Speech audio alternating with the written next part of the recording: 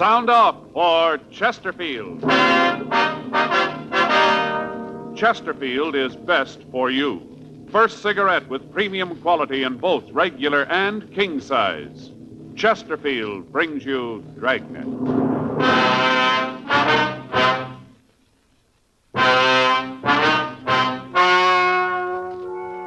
Ladies and gentlemen, the story you're about to hear is true.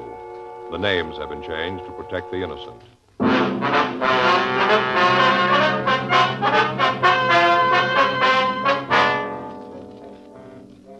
You're a detective sergeant. You're assigned to burglary detail. For the past 2 months, a gang of safe burglars have been operating in your city. In that time, they've hit a dozen places. You've got no lead to their identity. Your job? Get them. Here's a report never before made about a cigarette. Smoked day after day by a group of people smoking from 10 to 40 cigarettes a day for a full year. Here's Chesterfield's record. A medical specialist giving this group thorough examinations every 2 months for a full year reports no adverse effects to their nose, throat, and sinuses from smoking Chesterfields. Don't you want to try a cigarette with a record like that? You'll find Chesterfield's best for you. They're much milder, with an extraordinarily good taste. And for your pocketbook, Chesterfield is America's best cigarette buy.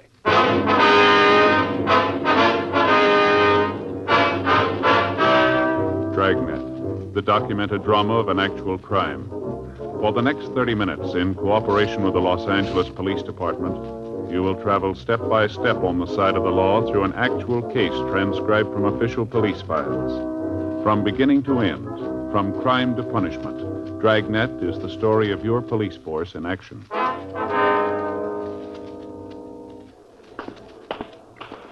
It was Tuesday, August 10th. It was warm in Los Angeles. We were working the day watch out of burglary detail. My partner's Frank Smith. The boss is Captain Wisdom. My name's Friday.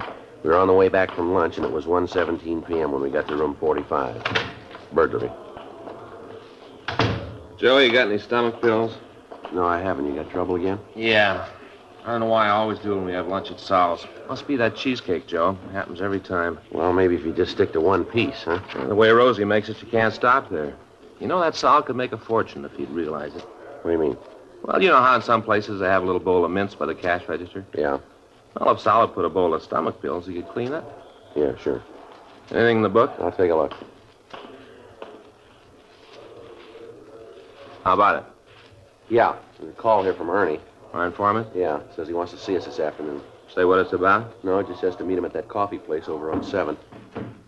Sure hope he can come up with something we could use it. Yeah. We've taken a lot on this one, haven't we? Yeah. The way the papers talk, you'd think we were in with the thieves. Now, from where they sit, it probably looks that way. We sure haven't been able to stop them. Yeah. You hear anything more on that last run from the stats office? Yeah, nothing. They've run the M.O. over and over. We can't make it. I saw the skipper this morning. He's sore, too. Yeah, it figures they're leaning on him, too. Well, there's got to be a break somewhere along the line. Their luck can't hold out forever. Maybe they don't know that. Did you check the FI cards from last night? Yeah, they're doing it now. They might come up with something. How about Rubles and Told? You heard from them yet? No, they're running down that report from the liquor store owner. Doesn't look like it's going anywhere either.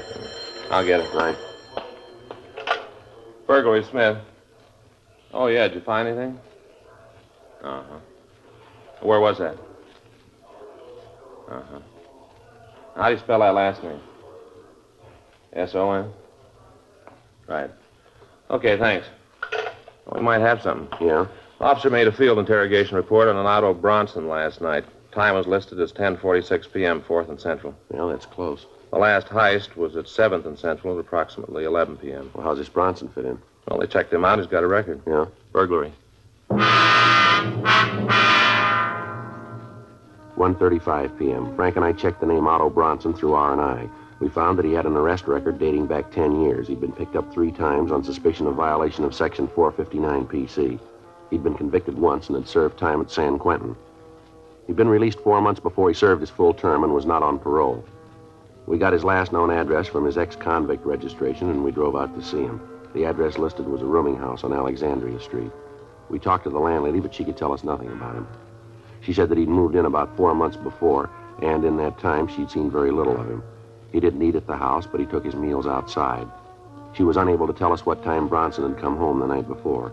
He was registered in room 2B. Frank and I went up and knocked on the door. Yeah? You Otto Bronson? Yeah, what about it? Police officers, we'd like to talk to you. Okay, go ahead. Might be better if we talked inside, huh? Well, maybe I don't want any cops in my place. No, we can talk downtown. Come on in. All right, what's it all about? Wonder if you could tell us where you were last night. Why? We'd like to know. Well, let's see, I went downtown, had dinner, met some friends, had a few drinks, and came home. What time did you get home? Oh, maybe about 8, around in there. We got word you were seen downtown at 10:46. How about it? Maybe my watch stopped. Were you downtown? Oh, you guys know all the answers. You tell me. All right, mister, get your hat. Why? Let's go downtown. All right. So I was there. What's that prove? Why'd you lie about it? I didn't lie. I told you. My watch stopped. Yeah, according to the FI report, you were stopped on the corner of 4th and Central. Is that right? I don't know. I guess so. Why? What were you doing there? I was on my way home. From where? Like I told you, I had a couple of drinks with some friends of mine. I came right home. Mm-hmm. Where'd you meet these friends of yours? Bar down in Central. Which bar? I don't know the address. I can show you if you gotta know. Who were the friends? Look, I don't like any of this. You guys coming here and asking all these questions. What's it all A about? liquor store safe was burglarized near 7th and Central last night. You look good for the job. Boy, it's sure true. What's that? Old saying up at the joint. Do a little time, and you'll have every cop in the world on your back at one time or another. How long you lived here, Bronson? Couple of months. This the closet over here? You stay away from there. There isn't anything in there that matters to you. Then you shouldn't mind if we take a look. Now, just keep your hands off of my stuff, huh? If you haven't done anything, you got nothing to worry about, have you? It isn't what I've done. It's what you guys are going to say I did. How about this, Bronson? That's mine. Hey, now, look, you got no right to go... See what's in it, Frank. Yeah.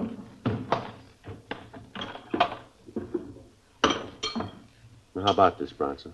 I never saw those before in my life. It's a frame you guys are trying to tie onto me. Well, it won't work, cops, and you know it won't. How do you explain these two? I don't have to. They belong to a friend. He asked me to take care of them. How about this, Bronson? Can't see, Joe. What is it? Cutting torch. Looks like it's been used lately. 2:15 p.m. We searched the suspect's room. We found nothing further that would tie him in with the burglaries. We talked to the other people in the boarding house, but they couldn't give us any further information. They were unable to tell us if Bronson had any friends, and the landlady told us that he hadn't gotten any mail since he'd been there. We called the office and arranged for a stakeout on the boarding house, and then we took the suspect downtown to the city hall. We talked to him for an hour. 4:16 p.m. That's where you stand on this thing, Bronson. Now you make up your mind. You want to take the beef by yourself? You're going to tell us where you got the tools. I've been telling you. I didn't know anything about the tools. I got them from a friend. He asked me to keep the suitcase for him as a favor. He asked me to keep them for him, and that's all I know. Well, what's the friend's name? Like I told you, it's a fellow named Shorty. What's his last name? I don't know. If I knew, I'd tell you. I got no reason to hold back on it. I didn't have nothing to do with the jobs. Otto, we were talking to you about one burglary. What do you mean by jobs? Well, just the way you guys talk, I figured there was more than one. You know what we're talking about. I don't. I'm telling you the truth. I don't. When'd you last see this Shorty? When he gave me the suitcase. When was that? A week, maybe 10 days ago. Where'd you see him? In a bar down on 7th. And he just gave you this suitcase, asked you to take care of it for him? Is that what you expect us to believe? That's the truth. Well, that's kind of hard to buy. I can't help that. That's the way it happened. Well, your friend sure left you in a good fix, didn't he? What do you mean? Well, it looks like you're going to have to go this route by yourself. How do you figure that? You got the tools, you got a record. You were in the vicinity just before the safe was burned. You look real good for it. Well, I ain't going to take it alone. Well, you haven't got much choice. Well, what happens if I help you get the rest of them? It'll be marked down that way. Is that all you can do? That's all. How much if I help you break the gang? That's all we can do. Well, one thing you got to understand. What's that? I had nothing to do with the jobs myself. I just heard a few rumbles. You got to know I wasn't in on it. What have you heard? Well, there's 3 guys. They're from the east. They've been working out here about 6 weeks. Real heavy fellas. Who are they? I don't know them. The only one I ever saw was Shorty, and I'm not too sure he's in on it. You know where we can pick him up? No, like I said, I just heard a few rumbles. All right, how about this, Shorty? Has he got a record? I don't know. He might have. You ever say anything about doing time? No, not so I can hear. How long you known him? About 3 months. I met him right after I got out of queue. Where'd you meet him? A bar downtown. We got to talking one night, and after that, I'd see him around here and there. And I never got to know him real well. Just well enough for him to give you a suitcase full of burglar tools, huh? Yeah, that's right. And you didn't know what was in the case? Huh? No, I didn't look. I didn't figure it was any of my business. That's easy to buy, isn't it? I can't help it. That's the way it is. How much do you know about how the gang works? Not much. Rumble is that they case a place for a couple of days, figure out when's the best time to hit it, and they walk in and burn the safe. They use a car? I don't know. I guess they do. Does Shorty have a car? I don't know. I never saw him with one. He never mentioned You ever mention where he lived? it. No, not to me. I figure it's over on the east side, though. How you figure that? Oh, Just the way he talked. Nothing definite, but just the idea. You look at some mugs and tell us if you see this shorty? Well, sure. I'd like to see you get him, leaving me to stand for a thing like this all by myself. Anything else you can tell us about the gang? No, that's about it. Okay, let's look at the mugs. Well, how about it? I still got to go to jail? Well, you still haven't convinced us you're clean. Well, I told you everything I know. Yeah, let's go. Oh, no, wait a minute. Look, I go nuts in a cell. You should have thought of that before. Well, I can give you guys a lot of help if I'm on the outside. You haven't given us much here. Well, maybe I can. All right, go ahead. I can tell you when they're going to pull the next job.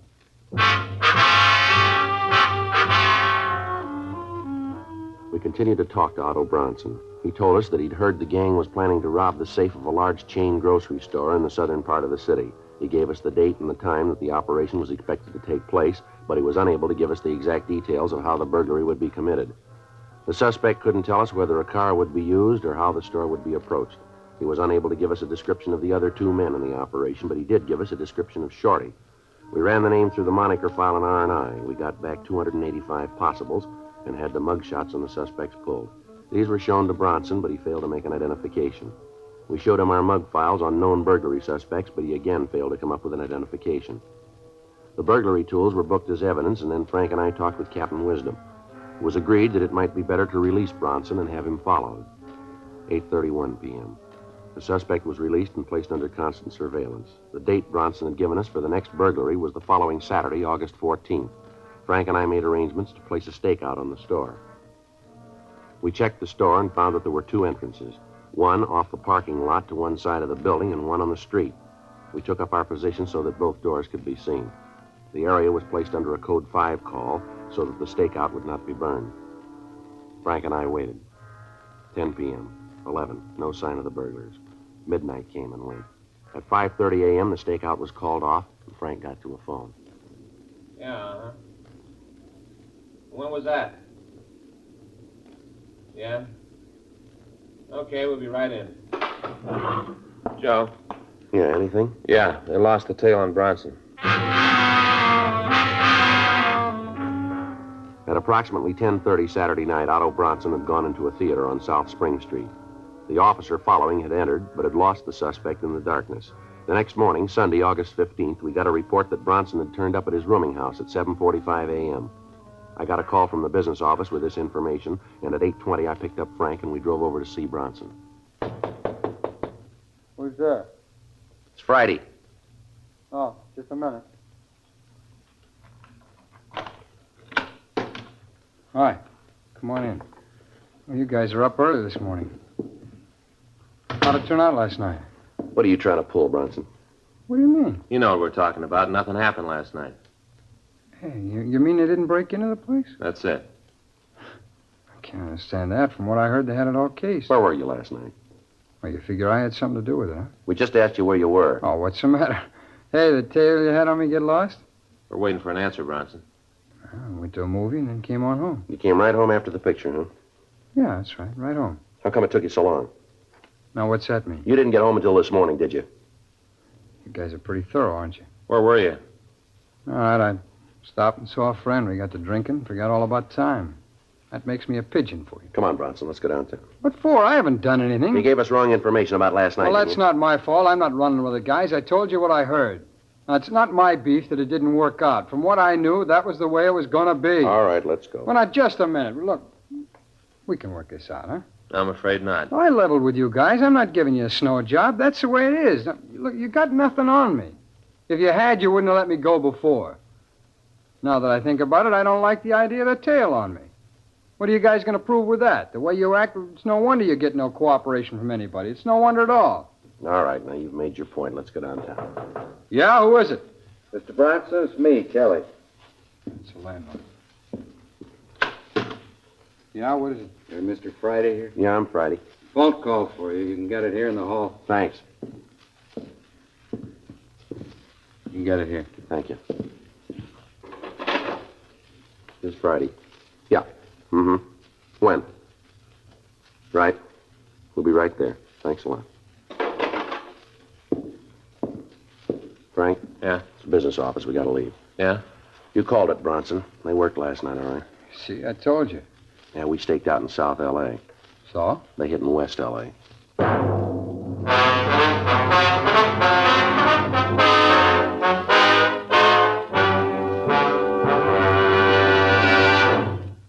listening to Dragnet, the authentic story of your police force in action. Chesterfield is best for you. Chesterfield Regular or Chesterfield King Size, which contains tobaccos of better quality and higher price than any other king-size cigarette. And always remember this. Chesterfield is first to give you premium quality in both regular and king size. Just as Chesterfield has been first to name its ingredients, the ingredients that make the best possible smoke. Enjoy your smoking. Change to Chesterfield. Much milder with an extraordinarily good taste. The best for you.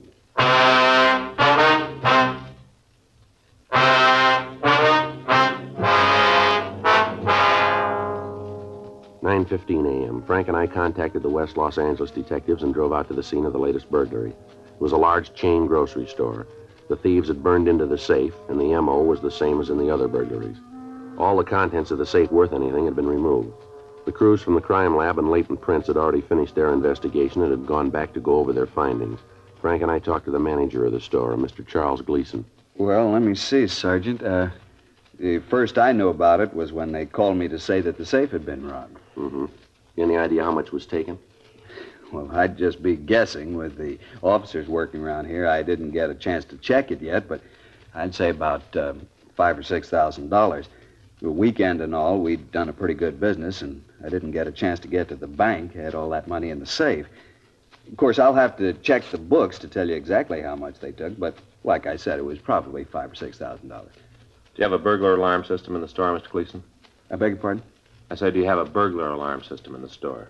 Yes, and that's a funny thing. I can't understand why it didn't work. The officers who were here from your crime lab, is that it? Yeah, that's right, sir. Well, they said that evidently it had been turned off somehow. I don't understand it, but that's what they said. I see. I wonder if you could give us a list of your employees. Well, yes, certainly, but you don't think that any of them had anything to do with this, do you? Well, they've all got to be checked out, sir. Can you give us the list?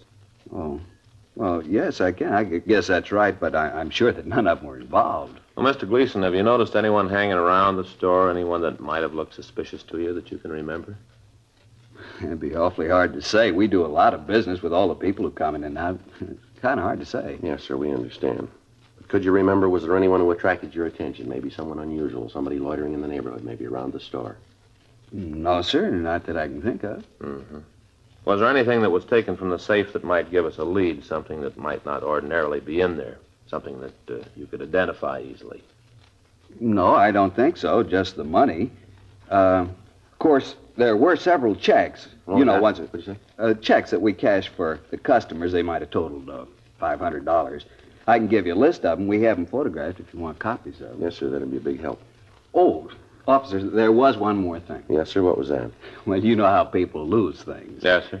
A couple of days ago, we found a watch. It looked expensive. We found it in the back of the store. That was in the safe, too. Everything's gone. Must have taken that, too. It isn't there now. Well, can you give us a description of the watch? Yes, I can. I noticed it because, well, to be honest, I was kind of hoping that nobody would claim it. You keep things like that around here for a couple of days and then turn them in to you. I'd like to have had that one myself. Certina, it was a gold case with a white face, only had a few numbers. You know, some of the spots were just the little gold spots. Yeah, Yes, I mean, sir. the spots were... The numbers, I the see. little gold spots. I know what you mean, sir. Well, this one had a gold band, and it was one that was a kind of a chain thing, not an expansion band. You know, the chain, the gold chain? Yes, Yeah. sir. Would you know the watch if you saw it again? Oh, sure, I looked at it enough. And then there was that scratch on the crystal, too. Sir? Well, right over the number 2, there was a scratch. I can show you right here on my watch. You see right there, a little scratch? It kind of went off at an angle. It was real easy to spot. Yes, sir, I understand. You know, it's a funny thing, you officers being here. There's a friend of mine once, well, I just soon not mention his name if you don't mind, because he was innocent, you know, but it looked bad. I was kind of worried about it myself. Mm-hmm. And these officers came out to his house, just took the place apart. It was all right. It was perfectly legal. They had a search warrant. What'd they come out for? Well, they thought he was mixed up in a robbery. Oh. I don't know how they ever thought it, but it looked suspicious, I guess. He was seen with some characters that were, well, you know, not very nice. If they came out to his house, took the whole place apart. You never saw such a mess in your life. Ripped up the mattresses, took down ruined the picture. A beautiful picture. End of the trail. You know the one with the Indian, Yes, sir. the spear going down like that? Yes, sir. Took that apart. The whole picture just fell apart. They never could get it back together again. I don't know whether they can get another one or not. They Darndest find mess you anything? ever saw, huh? I say, did they find anything? The money? Yeah, they did. They found a fountain pen his wife had lost 2 years ago. Had her initials on it. Yes, sir. Well, is there anything else you can think of that would help us here? No, not that I can figure. Well, if you do remember anything, sir, here's our card. We'd certainly appreciate a call. Frank Smith, just as for you, huh? Yes, sir, and if we're not there, just leave a message and we'll get in touch with you. All right, I'll do that. Well, thank you very much, Mr. Gleason. You bet. I sure hope you catch the fellows that are doing this. Yes, sir, so do we. Guess you've been after him quite a while now, huh? Yes, sir, we have. What the papers say, this makes number 13 for him. Bad number 13, kind of unlucky. No worse than number 1.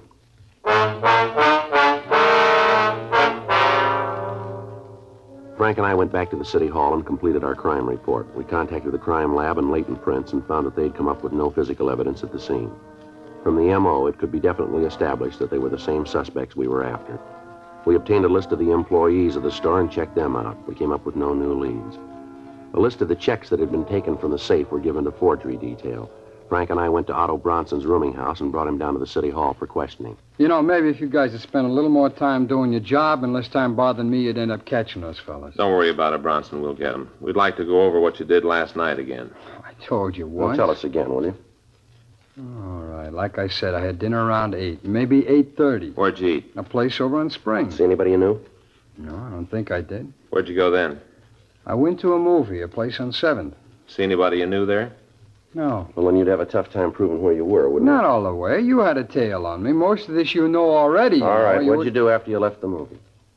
I told you that. I went over to see a friend. Yeah, where's he live? A hotel on 5th. What's his name? Oh, look, I don't want to see him dragged into this. If he's clean, he's got nothing to worry about, huh? Yeah, sure, but you guys go over and talk to him. It's a lot of embarrassment for him, and I just don't want it. All right, let's go. Oh, no. You gonna book me? That's it. I told you what being in a cell does to me. You should have thought about that before. All right, I'll tell you who he is. Well, go ahead. All right, his name's Anderson, Mark Anderson. You ever fallen? No, he's clean. Sure about that? Yeah. Now, I suppose you want to go over and talk to him, huh? Yeah, we'll get to it.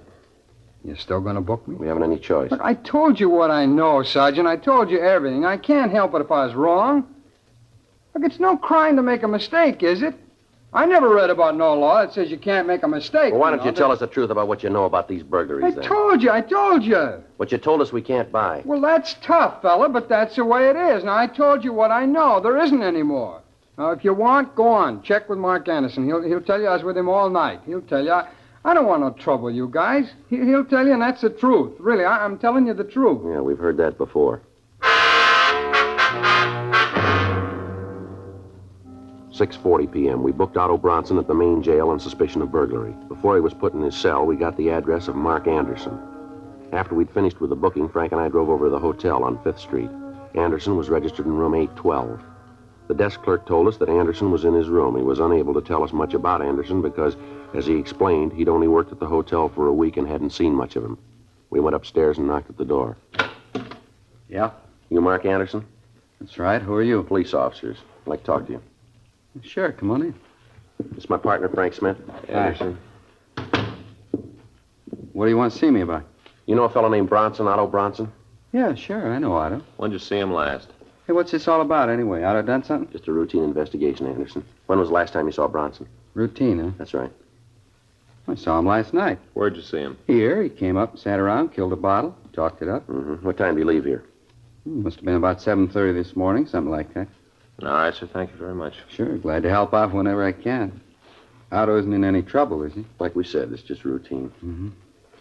Well, anything more I can do to help out, you let me know. Huh? Yeah, we'll do that. You leaving right away? Yeah, that's right. We'll be getting back to the office. Well, I'll get my coat and walk down with you. I got a date in 15 minutes. Gonna have to romp It's a on nice her. watch you got there. Yeah, it's new. Let me take a look at it, will you? It's just a watch. If you don't mind, I like to get going. Let me see the watch. Sure, no reason you can't. Here. Okay. You said this was new? Yeah, just got it a couple days ago. Mm-hmm. Did you notice this scratch on the crystal here? Hmm. Yeah, I never saw that before. Guess I'll have to take it back and get another one. Let me see it, Joe. Yeah. Yeah. Did you buy this watch? Yeah. Where? Well, jeweler's down the street. You get a receipt for it? No, I didn't. I know the guy. I didn't figure I'd need one. What if we could take a look through your room? Why? What are you looking for? Just like to take a look. You got a search warrant? No, we can get one if we have to. Well, then you better go get one. I'm not having any cops looking through my stuff. Frank, Yeah. I told you to get a warrant. You got no right to look in there. something in the closet you don't figure we should see. No, is that it's it? not that. It's just... Well, then there's no problem, is there? Joe, Yeah. a couple of suitcases. You want to bring them out? Yeah. Here they are. This one's kind of heavy. It feels like there's some sort of tools in it. Can open it up? Wait a minute. You got the key for this one, Anderson? There's nothing in there for you. We'll figure that, huh? Joe, looks like this other one's open.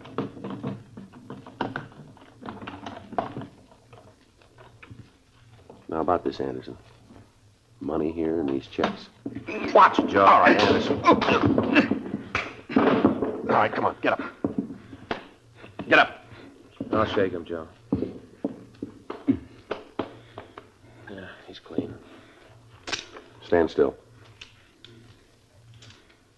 All right, Anderson, let's go. Otto told you, didn't he? A lousy little sneak. He told you. I never did trust him. I kept telling Shorty. I kept telling him we shouldn't trust him. Who's Shorty? Shorty Miller. Want to tell us where we can find him? Sure, I got nothing to lose. Lousy little Otto. Just the three of you in on the job? Yeah, that's all. Otto, Shorty, and me, just the three of us. Him and his big ideas. How he had it all fixed up when you tagged him. How he was going to get us in the clear. Don't worry, he said. He'd take care of everything. Lousy liar. He'd fix it for us. That's real funny. Shouldn't be. What? He fixed it.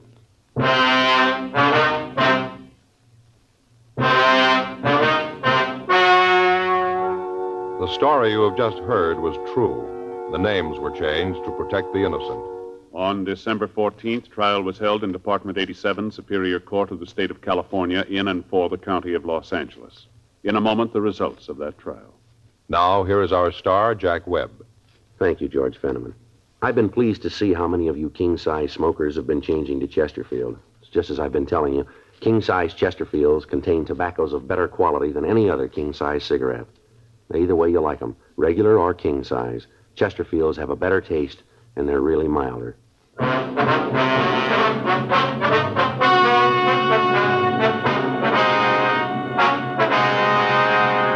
Otto N. Bronson, Mark A. Anderson, and Samuel R. Miller were tried and found guilty of 9 counts of burglary with explosives. They received sentence as prescribed by law. Burglary with explosives is punishable by imprisonment in the state penitentiary for a period of not less than 10 nor more than 40 years.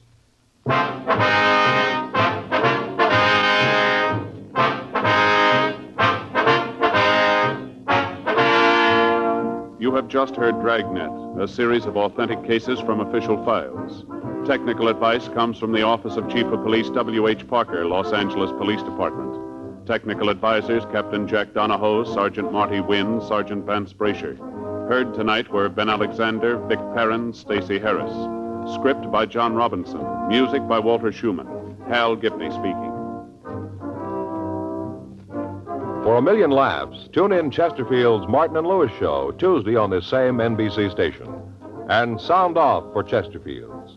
Either regular or king size, you'll find premium quality Chesterfields much milder. Chesterfield is best for you.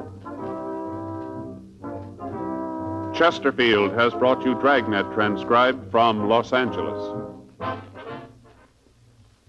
Ladies and gentlemen, wherever and whenever people need help, the Red Cross answers the call. When a flood-stricken family needs shelter, when a crippled child must learn to walk and play, and when a wounded soldier needs blood, the Red Cross is always there. And now the Red Cross needs your help. To keep up their many services this year, $93 million is needed. So when the Red Cross volunteer calls on you, please answer the call and give generously.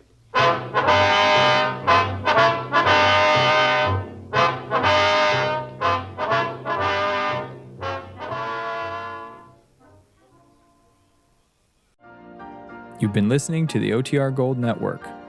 Find more classic radio at otrgold.com.